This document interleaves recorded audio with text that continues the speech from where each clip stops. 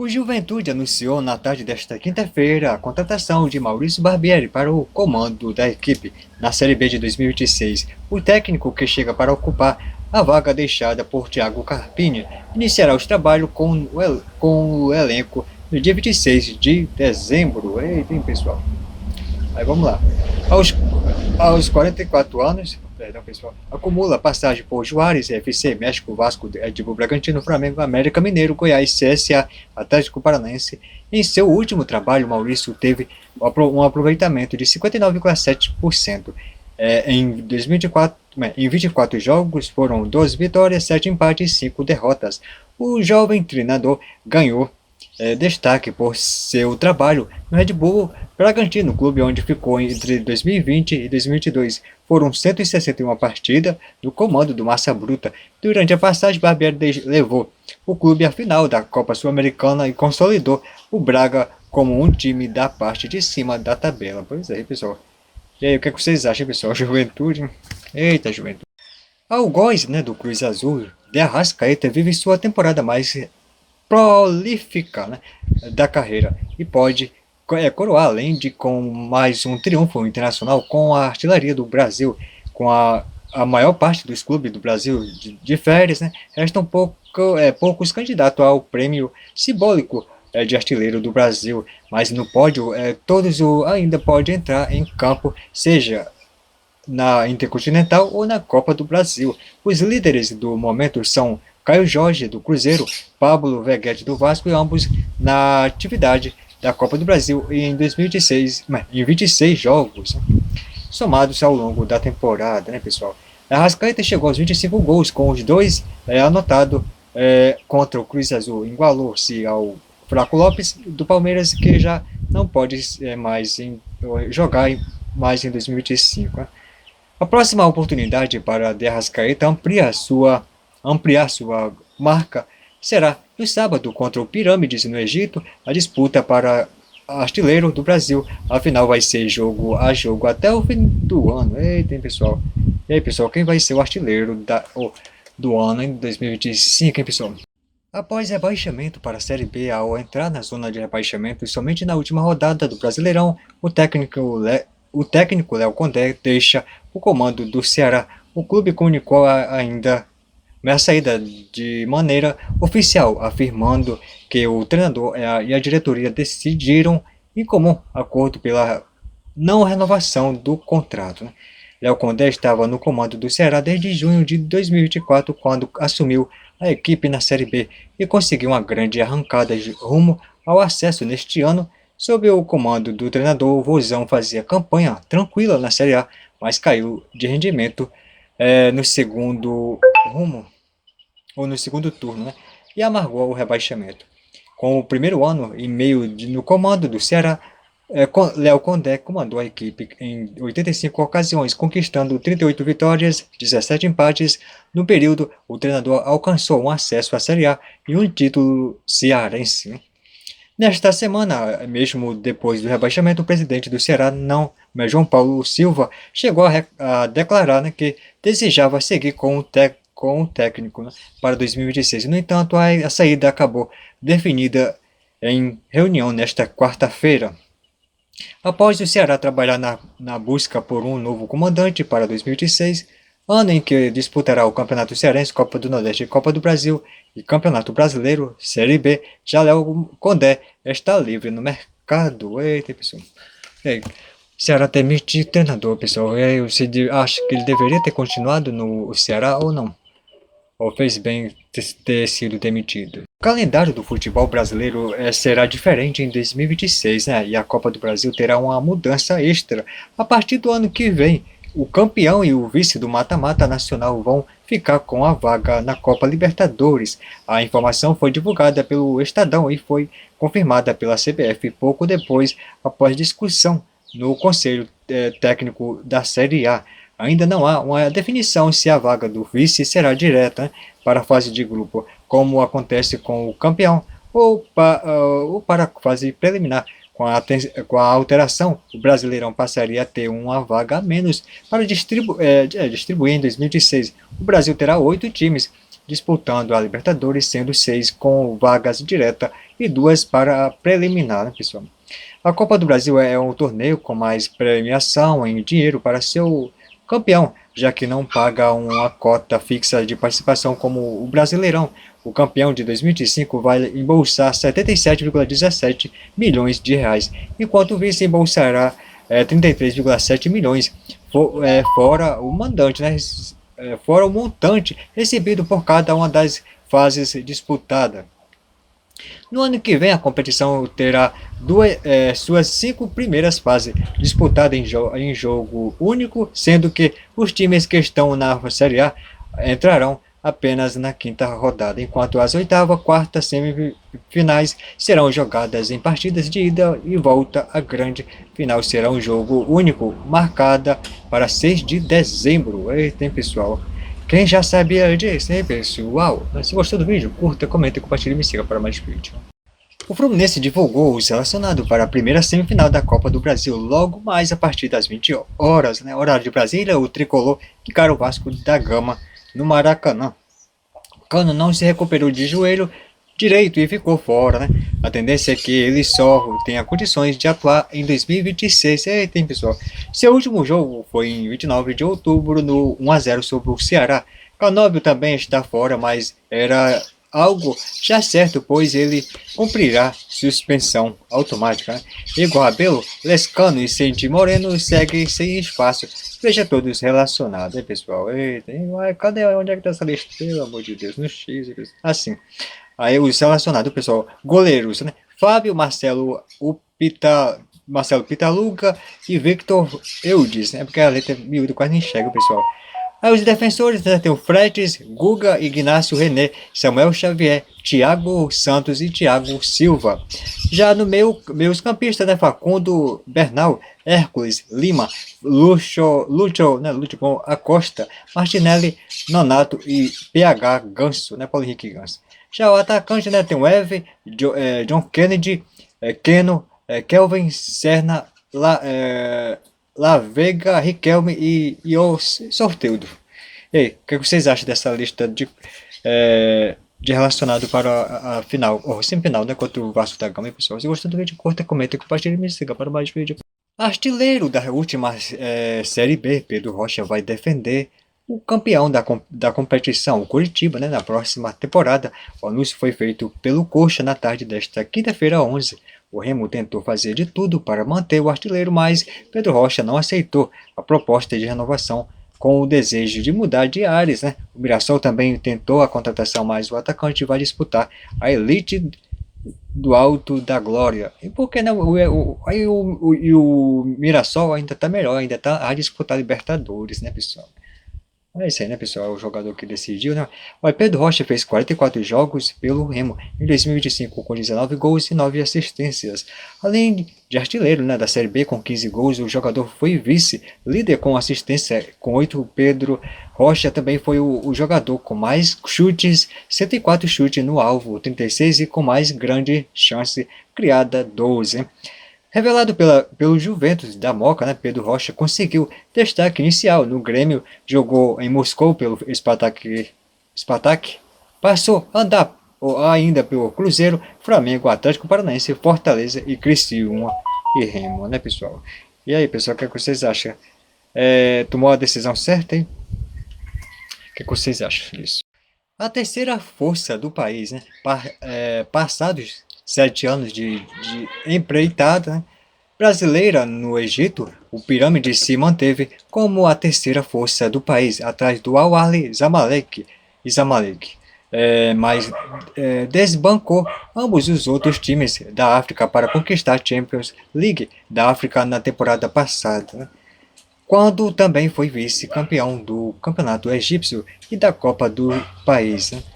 Na atual temporada, as coisas traçam um rumo similar para o clube na liga local. A equipe é a segunda colocada, 2 pontos atrás da sensação Cerâmica Cleópatra, né, na Champions. O clube tem a classificação encaminhada ao primeiro mata-mata e venceu a Supertaça Africana, que coloca o campeão da Champions frente ao campeão da Taça da Confederação Africana, com uma segunda competição no continente, né? O Pirâmides chegou ao confronto contra o Flamengo pela Copa Challenge, após superar o Auckland City, que ganhou projeção no Mundial de Clubes por 3-0. É a primeira partida do Intercontinental de 2025 que aconteceu há 3 meses. O clube tem alguns nomes conhecidos dentro das 4 linhas. É o Chennai, né? Goleiro da equipe, foi titular da seleção por alguns anos. Sobe, né, ex-atacante do Stoke City, está fora por uma suspensão de doping. E Ali Gabi, né, zagueiro mais experiente e capitão da equipe, que foi titular do Egito na Copa do Mundo de 2018. Eita, hein, pessoal? E o que vocês acham? Dá trabalho? Dá trabalho ao Flamengo, pessoal? O que vocês acham, hein? Você quer chegar lá para enfrentar o PSG, hein, pessoal? Não o Flamengo? O que vocês acham? O Flamengo deve passar. Você acha que o Cruz Azul é mais fraco do que o Pirâmides? Use o espaço de comentar para você deixar a sua opinião. O que você acha disso, hein, pessoal? O adversário do Brasil na fase de grupo da Copa do Mundo de 2026, Marrocos divulgou nesta quinta-feira a lista dos convocados para a Copa das Nações Africana, que será disputada em 21 de dezembro de 2025, hein, pessoal? E 18 de janeiro de 2026, Achraf Hakimi, lateral direito do Paris Saint-Germain, foi convocado, mesmo restando lesionado, atualmente tratando em uma entose, né, no tornozelo.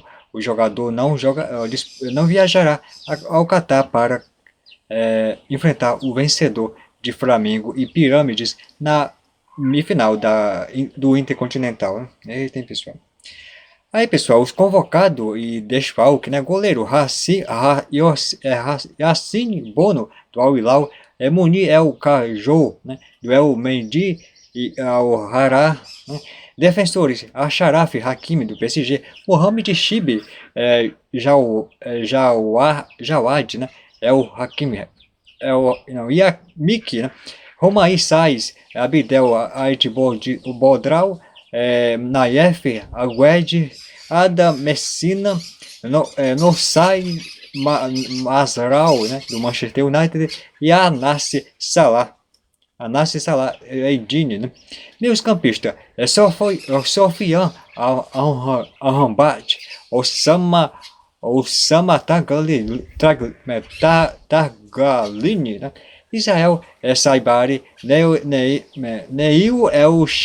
Ayanawari, né? Bilal, do El Canoce, né?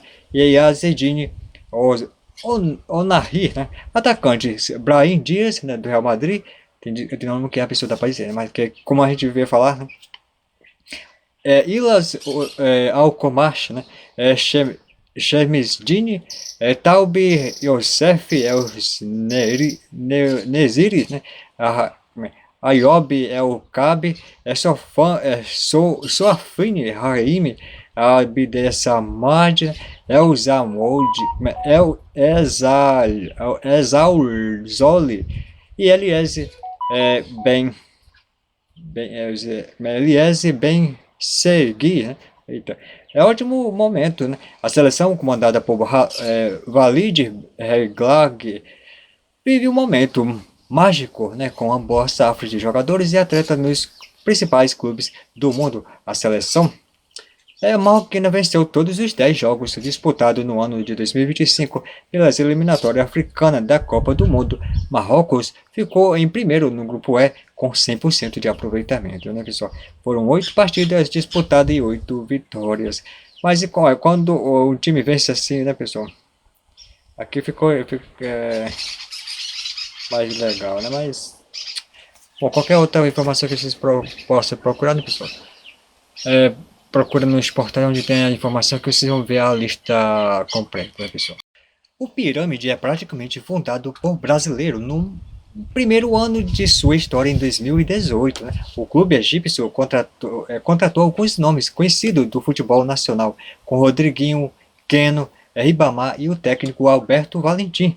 7 anos depois, os caminhos do clube africano novamente se cruzam com o Brasil. O Pirâmides, né, será o adversário do Flamengo na segunda partida do Intercontinental, a Copa Challenger, terceira força do país, atrás de Al-Ahly e Zamalek.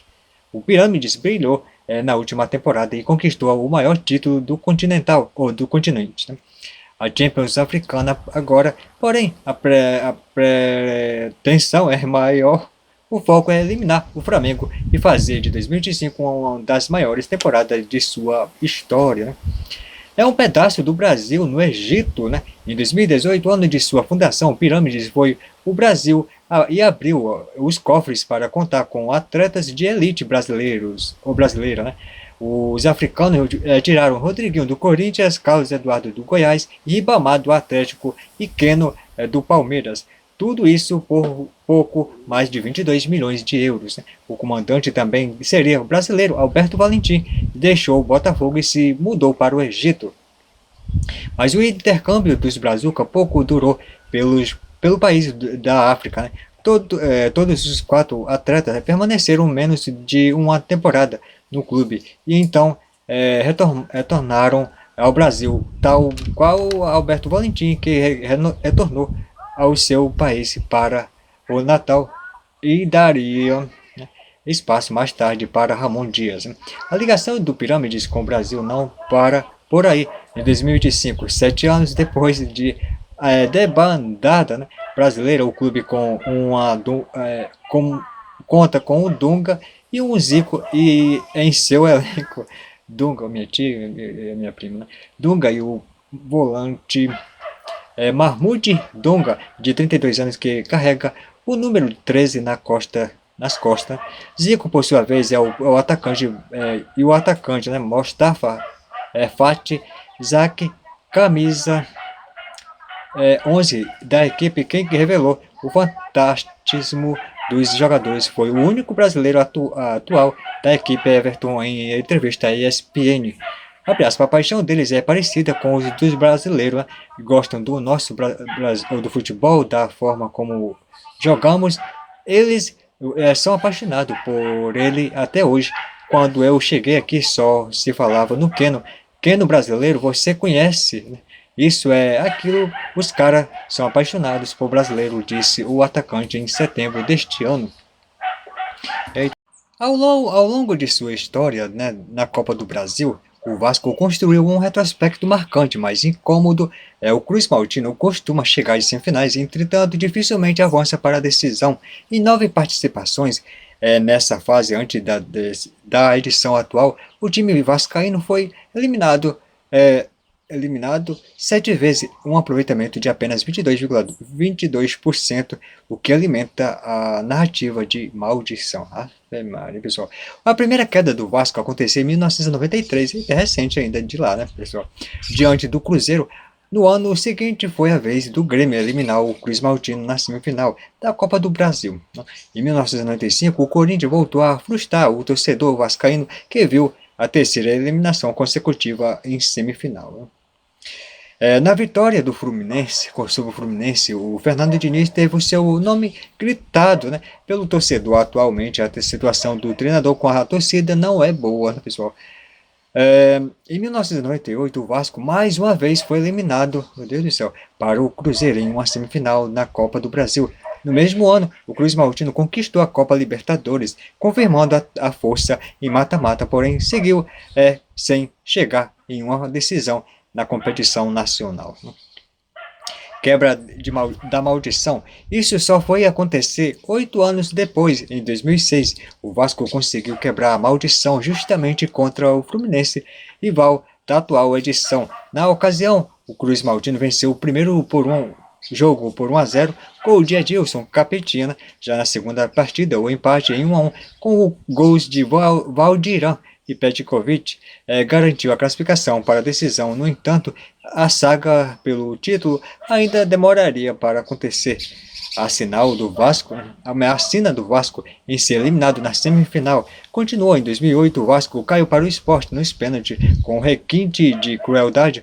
Com o ídolo Edmundo, o atacante marcou o gol da vitória, mas acabou perdendo a penalidade no ano seguinte. Uma nova eliminação, o Corinthians voltou a seguir, né, no caminho voltou a surgir, né, no caminho e com 2 gols ou 2 empates eliminou novamente o Cruz Maltino. O título e a busca pelo bi, né? A redenção foi em 2011 e foi acompanhada no título inédito da Copa do Brasil, depois de empatar no último minuto com o Avaí, em São Januário. O Cruz Maltino bateu o time catarinense por 2-0 na ressacada, garantindo um lugar na decisão contra o Curitiba. O resto é história, né, pessoal? Abre aspas, né? A maldição voltou a aparecer no ano passado, depois de perder para o Atlético na Arena MRV por 2-1. O Vasco se encaminhava para a decisão por pênalti em São Januário, né? Pois vencia por 1-0. No entanto, nos minutos finais, Hulk acertou o ângulo e empatou a partida e eliminou o Cruz Maltino. Agora o destino coloca o Vasco novamente à frente com o Fluminense em uma semifinal da Copa do Brasil. O retrospecto assusta, mas o rival da esperança, afinal de contas, né, foi através do tricolor que o Cruz Maltino conseguiu quebrar a maldição pela primeira vez, né, pessoal? Dessa forma, o contexto é bem parecido com o de 2006. O Vasco era o azarão do confronto, enquanto o Fluminense tinha o favorito para avançar. Os 2 jogos serão no Maracanã, repetindo a semifinal há 19 anos atrás. O primeiro jogo da semifinal será nesta quinta-feira, 11 às 20 horas, horário de Brasília. E aí, pessoal, o que é que vocês acham, pessoal? Vasco vai conseguir passar dessa fase de semifinal da Copa do Brasil? O que vocês acham, pessoal? Se gostou do vídeo, curta, comenta, compartilha e me siga para mais vídeos. Em busca do título inédito da Liga dos Campeões, o Arsenal superou sua melhor arrancada na competição e arrancou um feito inédito nas suas participação na vitória elástica contra o Clube de Brugge. Os Guinness mantiveram 100% de aproveitamento e emplacaram a 6ª vitória consecutiva. Esta foi a primeira vez em sua história de 24 participações na Champions que o clube inglês venceu os seus 6 jogos iniciais antes do clube do Brugge, né? O time comandado por Mikel Arteta venceu Olympiacos, Atlético de Madrid e Bayern de Munique em Londres, Atlético Bilbao e Slava Praga fora de casa, né, pessoal? Antes da marca atingida nesta temporada, o melhor início do Arsenal havia sido construído justamente na sua melhor campanha na competição. Na temporada 2005 e 2006, os Guinness embalaram 5 vitórias seguidas na trajetória que levou o clube até o vice-campeonato diante do Barcelona. Naquela campanha, o time comandado por Arsène Wenger, né, venceu o Sparta Praga, o FC Thun 2 vezes na fase de grupos, além do Ajax em Amsterdã. O fim da sequência de vitórias veio na última rodada da primeira fase no empate com os holandeses no Emirates Stadium, né? Desta vez a campanha com 100% de aproveitamento, né, coloca o Arsenal na liderança isolada na fase de Liga da Champions. O único invicto após 6 rodadas, o clube inglês tem também a melhor defesa com somente um gol sofrido, né, e está virtualmente classificado para as oitavas de finais, né, com partidas de antecedência. 6, né?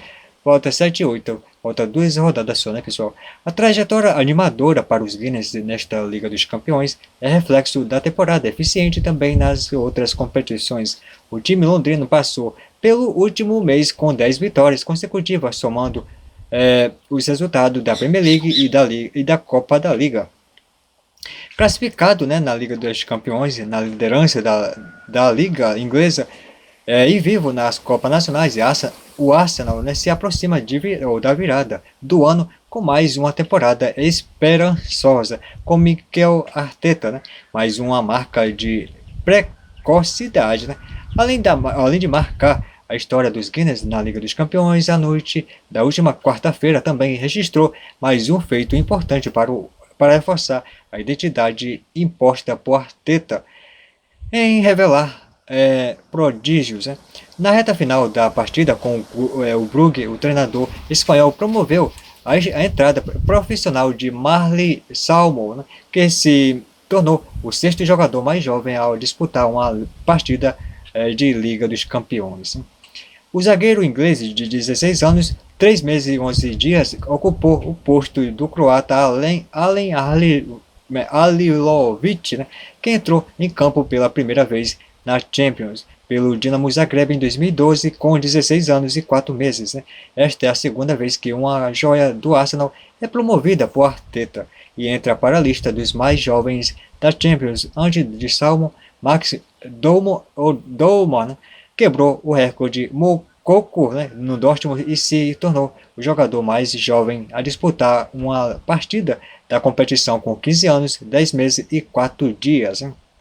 Veja a lista dos mais jovens. Né. Primeiro, Max Dolman, 15 anos e 10 meses. Segundo, Yosofa, né, Moukoko, 16 anos e 18 dias. O terceiro, Lamine Yamal, 16 anos e 2 meses e 7 dias. 4, Celestine Babayaro, né, 16 anos e 2 meses e 26 dias. Quinto, o Ryan Cherki, né, 16 anos e 3 meses. 6, Marley Salmon, 16 anos e 3 meses e 11 dias. Além, Halilovic, 16 anos e 4 meses. Eita, pessoal, se você não vê essa lista, porque no TikTok, no Kawaii, não pode até não ver, por causa do... porque mais é vídeo curto, né? 1 minuto e pouco, aí já... Aí pronto, como o vídeo é quase 4 minutos, ou passando de 4 minutos, aí vocês não vão ver. Aí eu vejo lá no YouTube, né? Na minha conta do YouTube, Esporte, Ricardo Oliveira Esporte, você vai ver o vídeo completo, né, pessoal? Vou até falar aqui na